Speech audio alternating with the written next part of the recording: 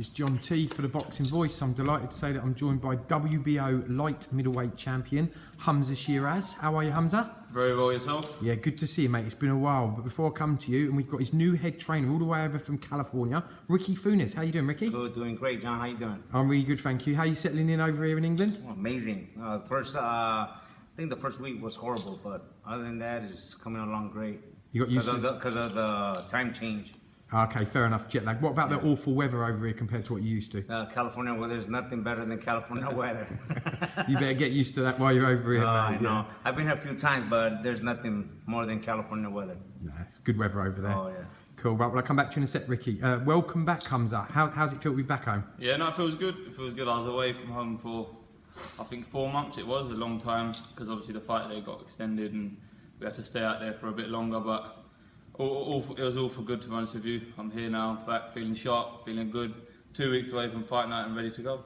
Yeah, just watching you doing some warming up there, you're looking really good. Well, look, before we come on to America and the upcoming fight, last time out, fantastic performance on the big Joe Joyce, Daniel Dubois card. I mean, you can't take anything away from Joe Joyce that night, but many pundits felt you stole the show. Yeah. I think Carl Frampton and David Hay nailed it at the end. Yeah. England or Britain's biggest prospect coming out of this country. How does that make you feel? Yeah, no, it's good, especially from David Hay and Carl Frampton, you know what I mean, world champions and top fighters like themselves, so I can't be going wrong. But I'll tell you that now, my next performance, if you compare it to my last performance, I can guarantee it's going to be a million times better, so look forward to it. Yeah, so are we.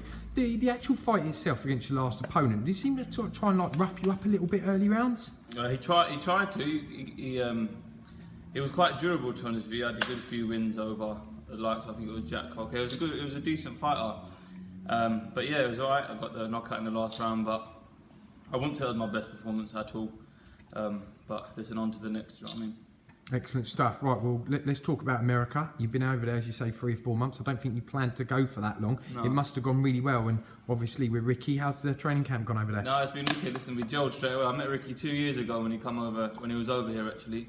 And I've done a session with him then, and since then I always knew that I wanted to go over to Tengoose and train and the likes of my father, Uncle Grog and Taz. They made it happen, and I got out there, and like I said, we're here now. I've been out there for 4 months, and I loved every minute of it. Obviously, it wasn't easy. It was hard. I had good, a few like ups and downs to be fair. But we're here now. Do you know what I mean? And I've trained extremely hard.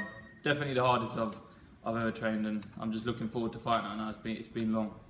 Excellent. Good shout out for Taz there. I know Taz has been instrumental in getting you hooked up with Ricky. What are you learning out there that's different, Hamzah, from back here in England?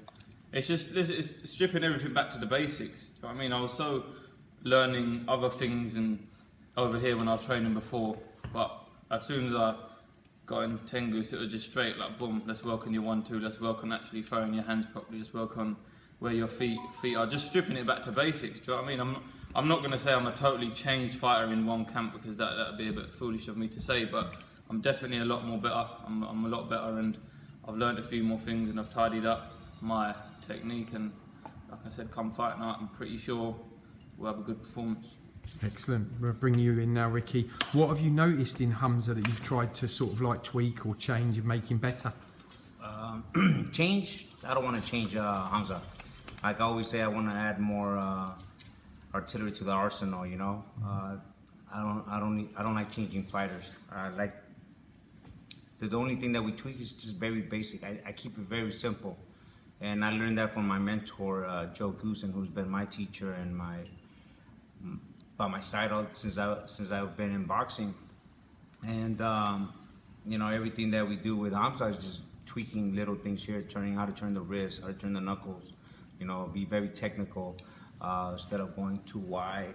Keep it very nice and tight, and just keep it back to the fundamentals, very basic. You know, I think you could get ahead and get more done just keeping it very simple and basic. You know, conditioning, running. You know, once he came to LA, he was telling me that he never ran just once a week, and wow, how do you withstand 10 rounds never running? You know, then once you get to LA, you got to run. You know, we run Monday through Saturday. You know, we run 6 days a week, and we just get 1 day off. Train Monday through Saturday. We'll go to Wild Card. We'll go to different gyms to get the best sparring. You know, because I think that's how you're gonna get better. And not only that, just get Hamzah recognition in America as well. Yeah, that'd be a great thing. Big fan base out there. Yeah. Hamzah, have you found the sparring out there, the fighters in America, are they very different from the British and the European fighters that you spar? Yeah, it's a lot different. I've sparred out every style out there. Southpaw, orthodox, tall, short, slim, fat, everything. I've sparred everything out there. So it's good, and there's no respect out there. That's one thing I found different. Over here, you can work with fighters and it's a lot more technical. Out there, obviously, it's the British kid, it's the new kid on the block who everyone wants to beat up kind of thing. And it's almost, I've got to prove a point to say, listen, I'm not here to like mess around. So it's good in that aspect, and I've learnt a lot as well. I've learnt a hell of a lot. And like I said, come fight, and I just can't wait to get in there now. Do you know what I mean? There's only so much talking I can really do, and so much I can say. I've done this, I've done that. All the proof is in the pudding, really. So yeah, I'm just looking forward to it, and yeah, man.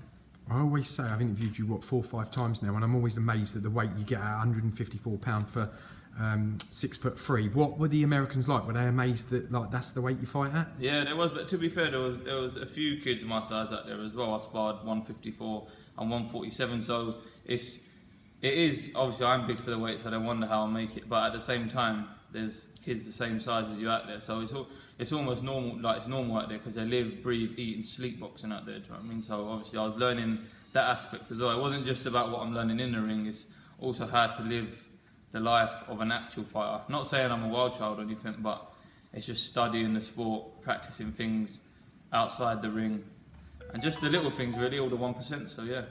You've always had a great camp around you, and adding Ricky's only going to make that better, Exactly. I'm sure. Just finally, what do we know about your opponent? It's another foreign opponent. I think he's Spanish. He's 15-1. Yeah. Do you know much about him? I know he was Spanish champion. I know he's a good slick mover, and that's about it really. I'll let Ricky do the rest. They could have put anyone in there for this fight, and I would have been 100% confident of the victory. So yeah, and I've been away from home for 4 months. You know what I mean? So all these sacrifices I made ain't gonna go to waste, and that's it, man. So yeah, whoever it is, they'll get dealt with. Must be great having the fans back as well. I believe it's going to be a full house now. The government have changed the rules. You're selling tickets like nothing. Yep, the tickets are going well. It's the first one back, I think, since 2 fights. I think 2 or 3 fights. So yeah, it's going to be a good one, and I can't wait to get back out in front of the crowds. Good stuff. Well, look, thanks to both of you for your time. We look forward to seeing another explosive performance. We'll catch you fight week. Cheers, John. Thank All you the very best, much. guys. If you enjoyed the video, feel free to hit the like, subscribe, and share. As always, if you want to support us to the next level, head over to the patreon.com/ThaBoxingVoice. We have tons of exclusive from Border Wars, Entitled, betting shows, the list goes on and on and on.